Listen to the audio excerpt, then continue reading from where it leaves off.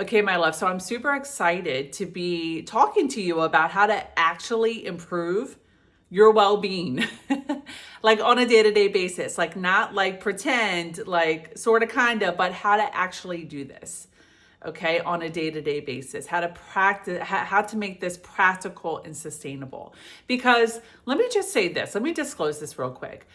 I don't know about you, but for me, I used to think and have these thoughts and just have this belief that well-being meant you're a master yogi.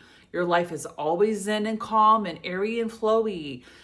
You have no money problems at all. Like you don't have a, financial stress in the world. Everything you eat and touch and put in your mouth is organic. It's just really healthy. It's grass-fed or it's all plant or whatever. Like that was the story that I would tell myself and the belief that I had about, okay, this is a person who is really practicing well-being. And come to find out, it's just not true. It's just a story I told myself. So if you maybe had told yourself something similar or you had a similar belief, I think you're going to be really relieved and happy and like excited about what I'm going to be sharing in this month of September, because this is like real life practical ways for you to really, up level your overall quality of life, starting with your well-being. Okay. Just want to give a quick introduction if you're brand new to me and my channel. My name is Nikki McMillan. I am a life coach for women. A lot of what I help my clients with through these videos and just one-to-one coaching is unlearning all of their programming and conditioning on who you felt that you needed to be or how to show up in life or just what you do, like how all of that is just like a lie.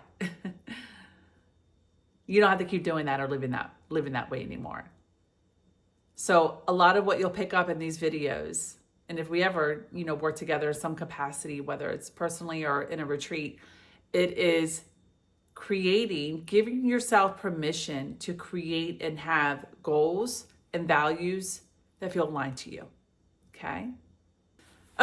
So let's go ahead and dive into these 5 pillars. The first one with well-being is your physical well-being. I don't think you need to go to the gym 5 days a week or wake up at 5 a.m. to be really good at taking care of your physical well-being. I think we need to keep this really practical, simple, and sustainable, right? Maybe you're a busy mom like me, or maybe you are single and you have a really busy career, or maybe you are someone to where you're like a big part of your responsibility is taking care of, someone who's not well, right? So no matter what your circumstances are, what your responsibilities are in life, your physical well-being is obviously important, but it doesn't have to be anything crazy psycho that only people with, no responsibilities can do. Okay. So that is something I'm going to dive into deeper starting next week, but just kind of give you like a little pro tip right now. Your physical well-being, it could literally be getting up. When you get up, maybe you have to get up 15, 20 minutes earlier than usual. If you have to be somewhere, take care of someone or something, go outside for a walk. That's it. Already, that is going to really get you in a good mind space. Maybe it is going in your quiet living room or quiet, for me, playroom / my workout room downstairs and doing a 8 to 10 minute yoga practice, right? Maybe it is when your shift is over at the hospital, or when your kid is at daycare and you've taken care of all the morning stuff, you go and you do your workout in your living room for 20 minutes. That's another thing that I do. Okay, so it doesn't have to be like this really fancy, expensive gym membership. And it doesn't have to be to where you're waking up at 5 a.m. to, do that before the house wakes up or before you have to be somewhere. Like physical movement, ideally morning would be great. But if that's just not your schedule, like that's not your life circumstance, then you can get your movement in during lunch or even in the evening. Okay. That's how we can make things practical and sustainable. And I'll just throw this in as a matter of fact. This can be different every single day. Routine, I think, is important. It's easier to stay consistent, but sometimes your schedule, your circumstances, can you be flexible with how you take care of your physical well-being? right? On a day-to-day basis, okay? The second part that I'm going to be getting into this month is your emotional and mental well-being. I feel like I hit hard on this past month. If you don't have boundaries with those draining people, those dysfunctional family members, those drama friends, those critical, toxic, always in a pissy mood work colleagues, it's going to affect your life, right? So you gotta learn, and you gotta give yourself permission and really love yourself enough to have these self-respecting boundaries. That's gonna be a huge part of your day-to-day well-being, okay? The third thing that we're gonna be diving into this month of September is your social well-being. I'll give you a really good example here. This past weekend, I did a girls' weekend getaway with another mom friend. Our kids are the same age. We went 2 hours, is it south? I don't know. 2 hours somewhere else to this beautiful, beachy, quaint town, St. Michael's in Maryland. Neither one of us have never been. It was an investment. We planned for it ahead of time, and we had an absolute blast. And that, because we're talking about social well-being, that right there has really reset me to, just like not take life so serious. To really just live my life like I only get one, right? I mean, that was a huge treat for myself. I'm going to be doing that every year with her as long as we're friends, hopefully for a lifetime. And I'm never going to feel guilty about it. And I'm never going to hold myself back on doing the things we did and spending the money we did. Because honestly, it was like, we spent some money because everything is freaking expensive now.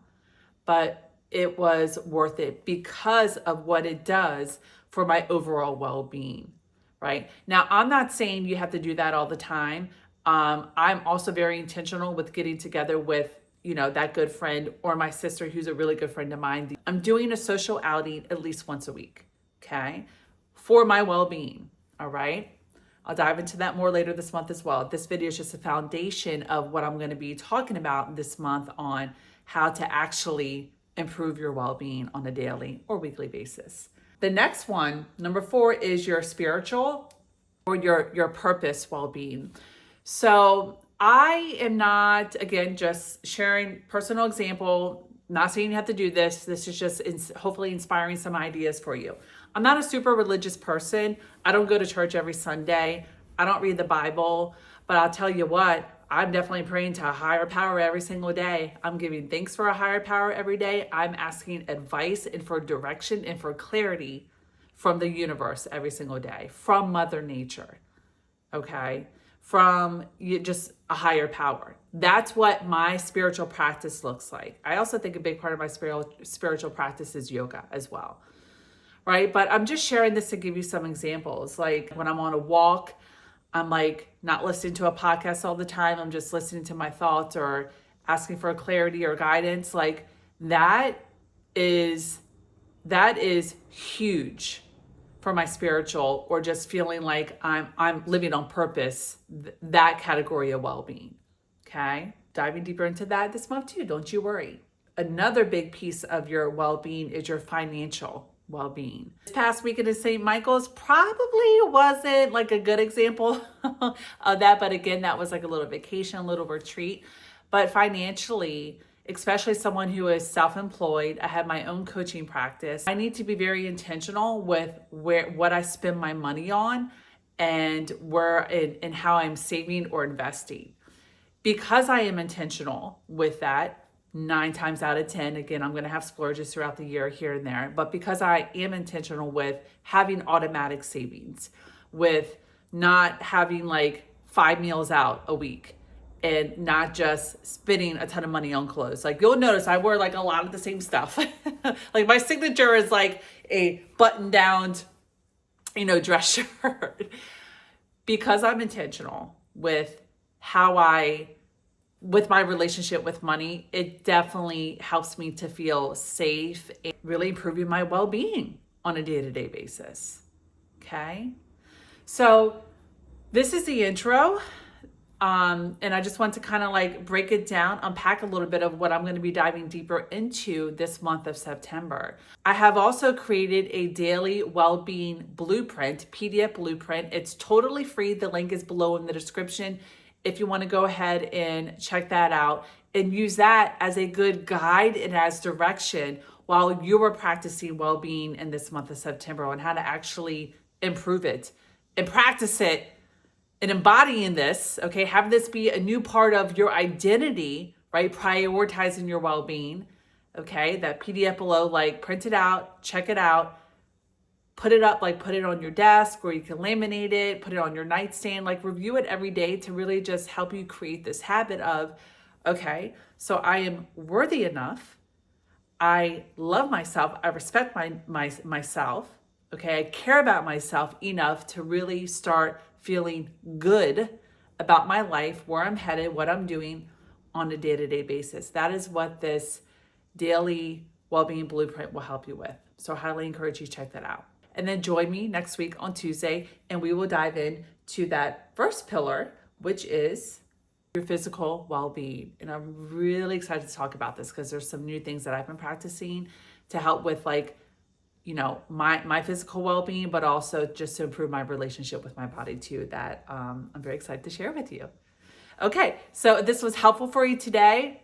This has been inspiring. Please give this video a thumbs up and definitely subscribe and hit the bell notification so you don't miss my next video on physical well-being on Tuesday next week.